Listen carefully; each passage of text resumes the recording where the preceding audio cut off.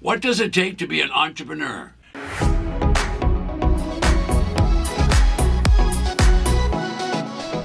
Well, welcome back. My name is Ted Thomas, and we're going to talk about some unusual things today because not everyone wants to be an entrepreneur, and so we're going to talk a little bit about that. So I've been in a very unusual business for the past 30 years, but it works, and I'm going to demonstrate it to you and show you how you can be an entrepreneur and make $25,000 and $50,000 on one deal. But let's talk about entrepreneurs, okay? We can talk about them because the people that do want to do that, they don't necessarily realize that it's a big time commitment, takes a lot of discipline and a lot of focus. So I got into business that's really a subset of traditional real estate. Okay, now this business doesn't require a license from the governor or anything like that. And entrepreneurs really do find this business very attractive, and I'll tell you why. So let's talk about what's traditional real estate. It's really just homes, then it's small apartments, could be small farms, it could be residential buildable lots. You get the idea. There's a lot of agents and brokers and realtors, title companies, a lot of people involved, millions of people involved in traditional real estate. This is a subset of that business.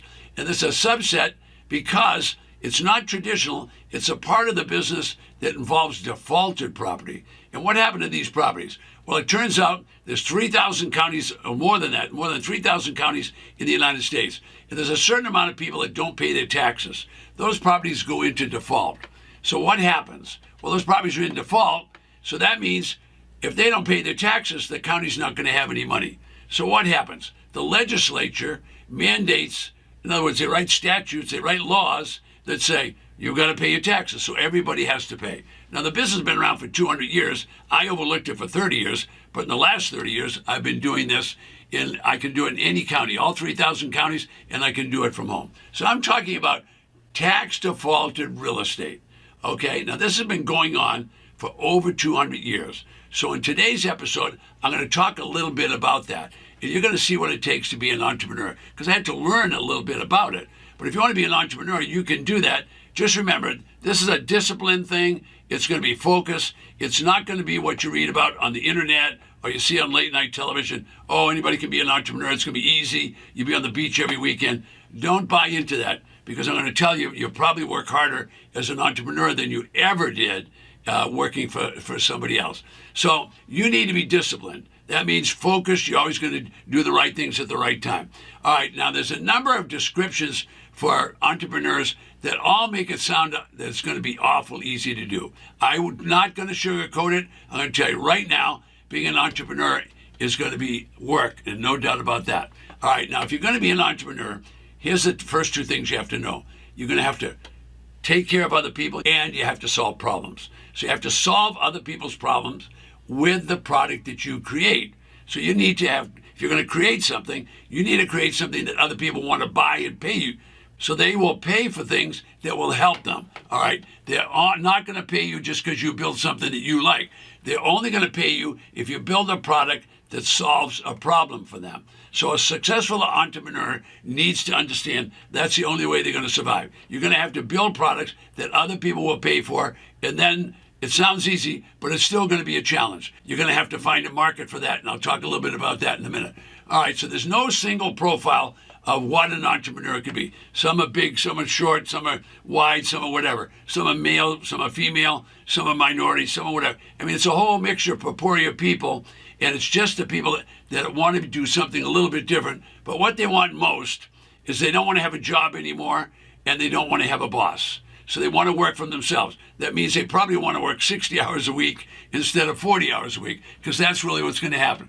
All right, but they're good at problem-solving solutions. Now, if you can be that person, you're on your way. All right, now, what are you going to create? I don't know what you want to create, but I'm going to tell you a little bit about a business that I got involved in over 30 years ago, and that business really worked because I could solve a lot of problems. First, I could solve a problem for my local county. Then I could solve a problem for people that wanted to buy real estate for pennies on the dollar, because they didn't know that I was buying them at auction. So in 3,000 counties across the United States, there's properties going in default. When they go in default, the county says, we want to sell the property. Well, what do they sell it for? Well, they don't sell it for retail. So what they do is they confiscate the property. Now, how do they go about confiscating it? Well, the people didn't pay the tax, so the legislature tells the Board of Supervisors or county commissioners, look, if they didn't pay the tax, if you've levied the tax and tried to collect it, then confiscate the property and go ahead and sell it and collect the tax. So now the county has their money. What does the county do with the money? Well, that's simple. The county pays the county employees, they pay the police, they pay the fire department, pay the schools, and they do all those things.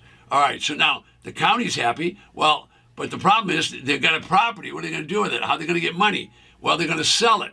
So they try not to sell it at retail price and compete with all the brokers. So they discount it 60, 70, 80%. Now, when they discount those properties, you could now buy for 10 cents, 20 cents, 30 cents on the dollar. So what does it take to be an entrepreneur? Well, do you know what your personality is? Are you willing to try and sell something? Are you kind of wishy-washy? You don't make decisions very good? Can you make up your mind quickly by going to an auction? Well, maybe you need to do something that's not what I'm talking about. But the point is, if you're going to be an entrepreneur, you better understand yourself a little bit, okay? So I can tell you in advance that you're going to have to be a people person because you're going to have to serve people if you're going to be an entrepreneur. Now, that doesn't mean that you can't be an entrepreneur because you don't get along with people. You can stay at home and create things, but you're going to have to find someone else that's going to do all the marketing and sales for you rather than you do it. All right, now look, being in business is not easy. What do I mean by that? Well, the Small Business Administration is part of the United States government. They keep track. They keep track of all the businesses. And they tell us if a business is a startup, 80% of all startups every year will bankrupt within 5 years. That means that could be you if you don't understand how to be an entrepreneur. All right, now let's think about that. All right, well, there's 20% left over.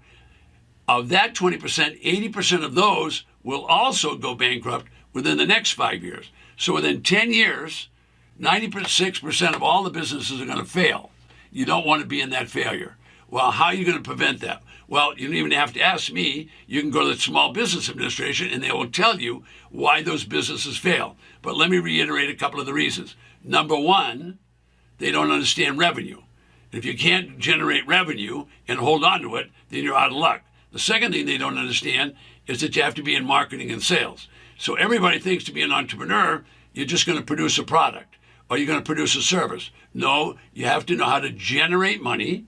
If you do know how to generate money, how are you going to get the marketing and sales done? You can go on the internet and find hundreds or thousands of templated business plans. Wow. Read a few of those business plans and you're going to find out most of those business plans don't have anything about developing revenue, holding on to revenue, or sales and marketing. They don't have that because who are they written by? They're written by bloggers, they're written by professors, they're written by accountants, they're written by attorneys, and none of them know how to generate money, and they don't know marketing and sales. All right, so you're eager to start. I get it. You want to get going. You see your future as operating a business. Okay, so I like the idea that you want to produce a problem-solving product. But what are you going to do with it when you get done? Are you going to be able to market and sell it? Well, 30 years ago, I got in business. Okay, that became a 7-figure business. How did I do that? Well, I not only did it, but I taught thousands of other people how to do it. I can tell you, number one is always going to be revenue. Number two is going to be marketing and sales. Everything else is an extra to the business. Successful people do what? They learn from other successful people. So you need to start thinking about successful people. So what does it take? Find people, not attorneys, not CPAs, not your friends. Your friends are your friends. You need to find successful people, ask them questions. When they answer the questions, listen and write it down because they're already successful. That's who you want to have as your mentor and your coach.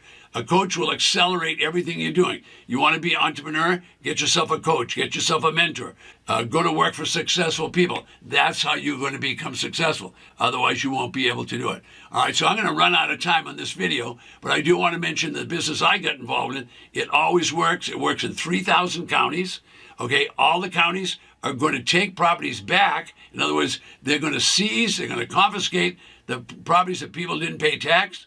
They're going to sell them with 60, 70, 80% discounts. That means you can buy for 10, 20, 30 cents on the dollar. They're going to wipe out the mortgage, so there's no mortgage on the property. If you can buy a property for 60, 70, 80% discount, before you buy it, you can figure out what you're going to sell it for. So all that margin you get to keep. So you buy it low and you sell it low. You don't have to sell it for retail. And that's what Target does. That's what Walmart does. They buy it low, they sell it low. Why don't you just do the same kind of thing and you could be in the same kind of business? All right, so what does it take to be an entrepreneur? First of all, it takes the right personality.